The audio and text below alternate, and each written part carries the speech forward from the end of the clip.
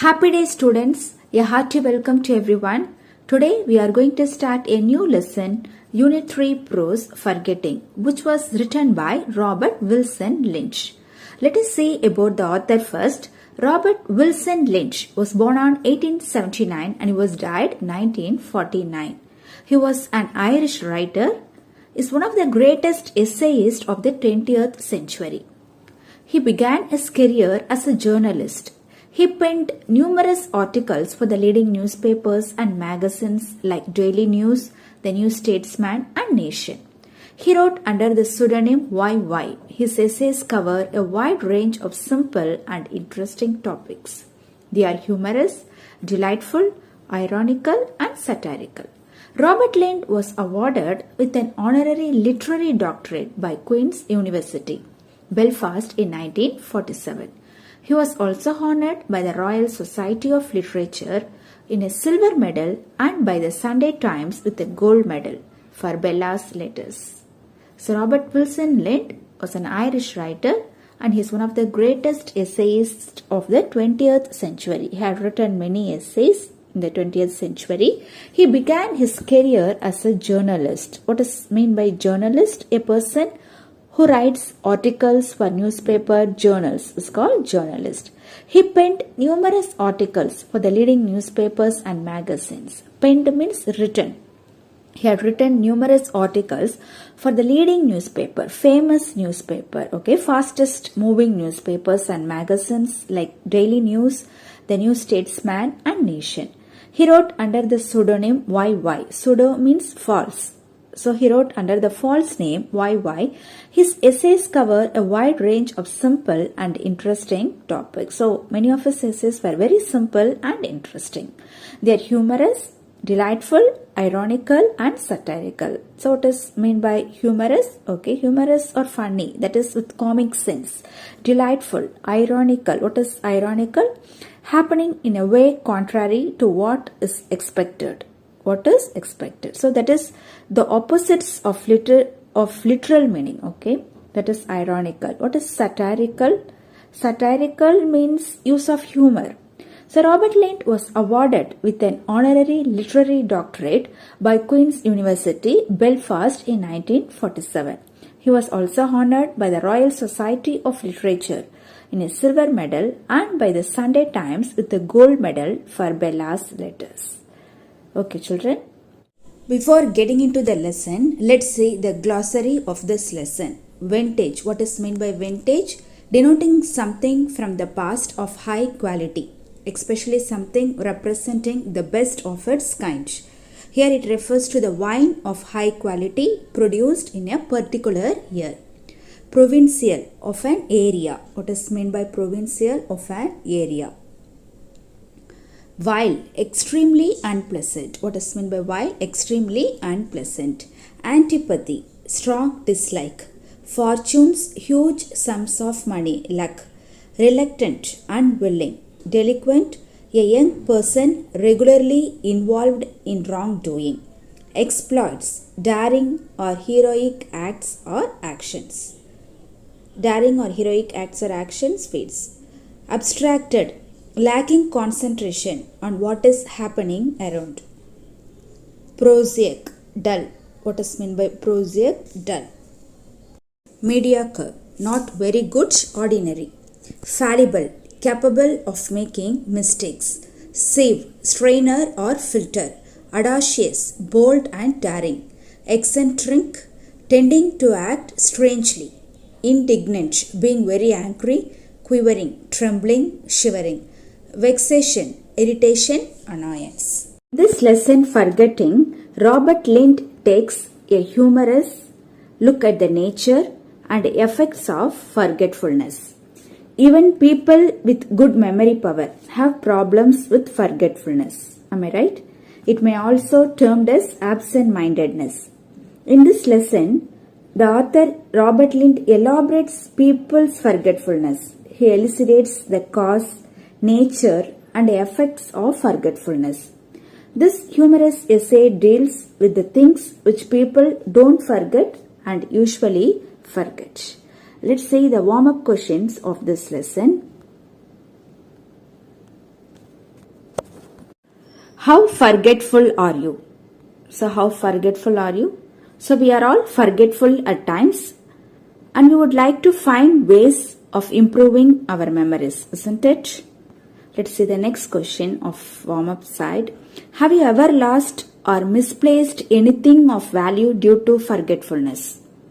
Yes, sometimes we have misplaced our bike keys and we lost it, and we were very tensed.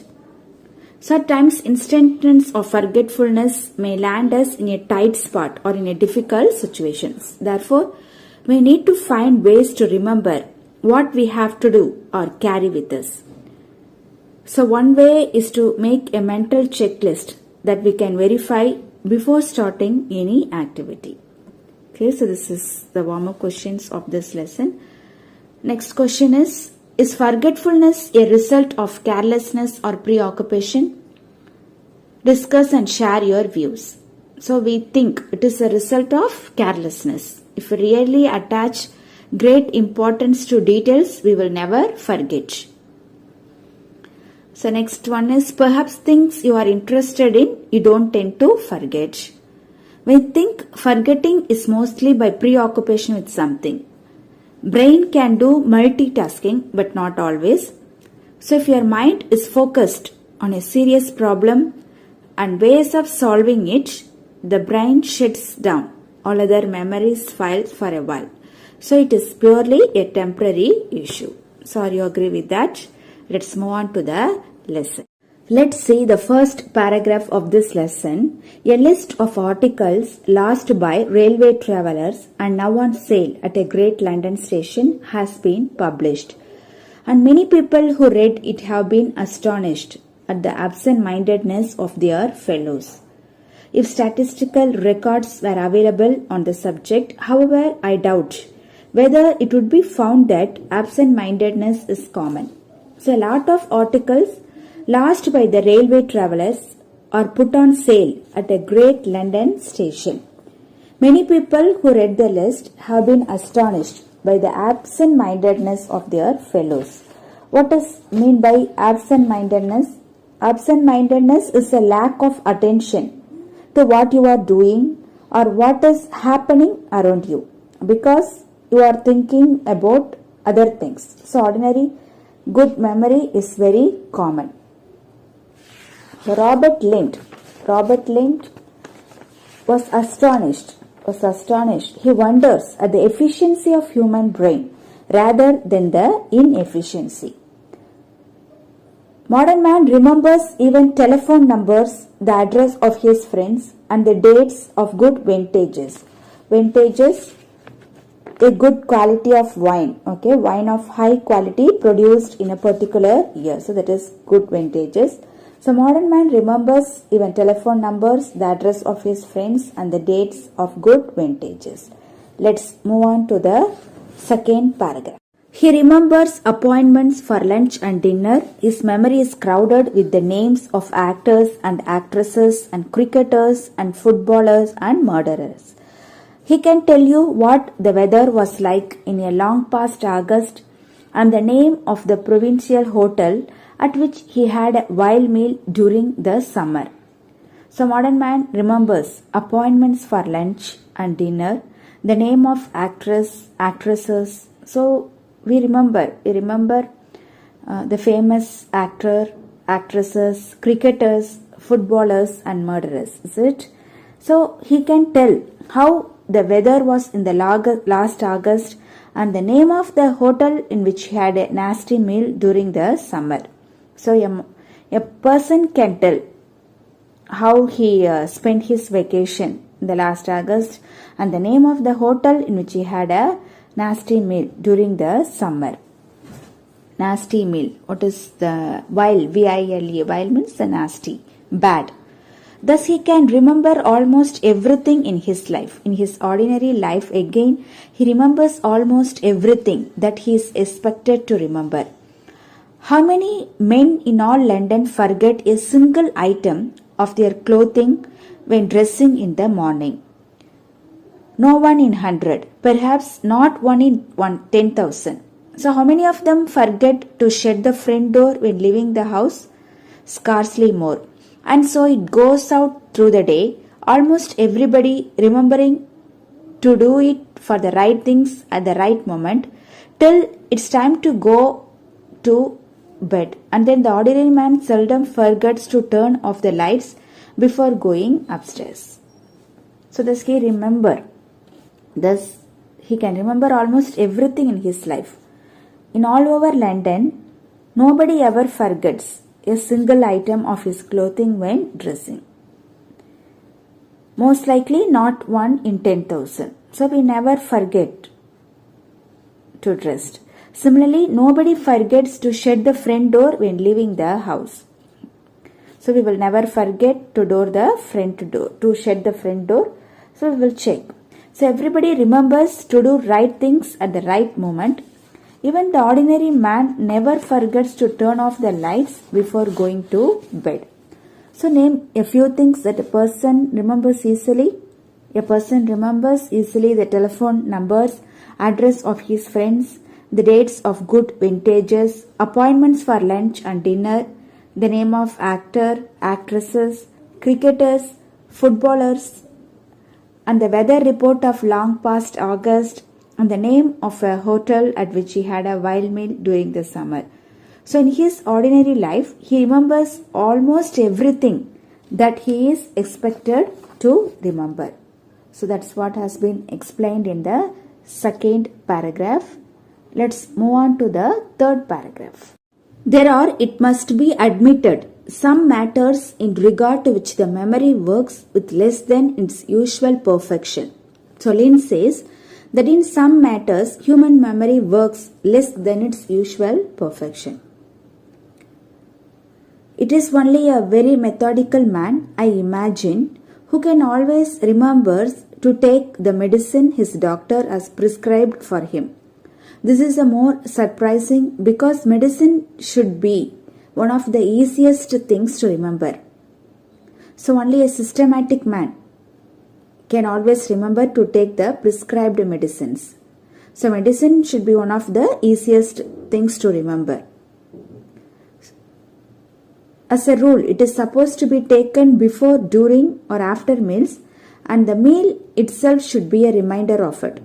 So here the meal itself is a reminder. So medicine is usually taken before or after or during meals. Usually some person forgets to take medicine before meals, isn't it?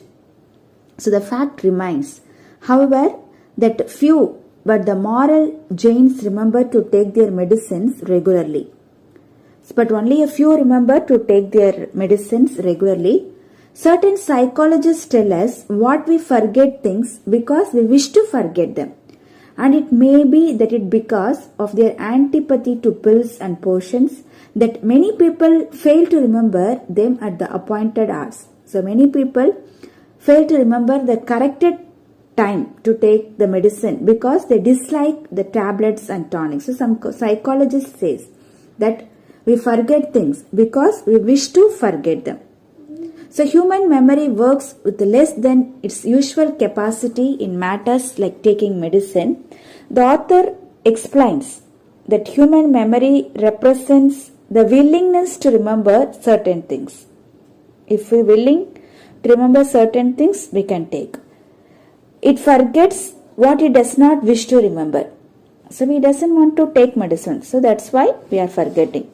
So humans are blessed with selective amnesia. Sometimes everybody affected with selective amnesia. So taking medicine should be one of the easiest actions to remember because doctor has prescribed the medicine to recover from illness, isn't it? So besides, there is a need to take it either before or after meals. Everyone take meals, one should easily remember medicine. So the forgotten medicine tend to aggravate the illness. As a vicious cycle, again they are forced to buy costlier medicine. So thus people who forget to take medicine contribute to the fortune of chemist.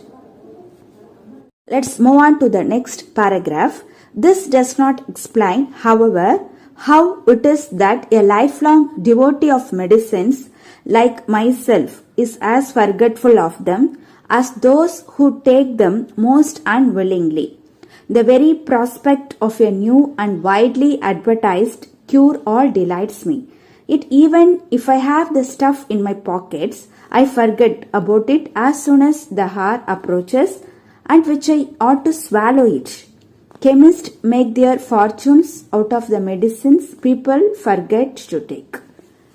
So the author tells that he is a forgetful man, though he is a lifelong devotee of medicine. So he has to take the medicine in his lifelong. A new and widely advertised cure-all medicine delights the author. Many medicines arrived, so new medicines arrived. People advertised some new medicines and they said it cure all diseases. Even though he has the medicine in his pocket, he forgets to take it at the correct time. He humorously remarks that chemist makes a lot of money. So people don't like medicines and that is why they forget to take. In this context, Robert Lind humorously remarks that chemists make a lot of money. So we forget to take medicine, so it increased our diseases. It is because people forget to take medicines and therefore their illness is not cured. So the people pay more and more money to the chemist to buy more medicines. So that is the fourth paragraph.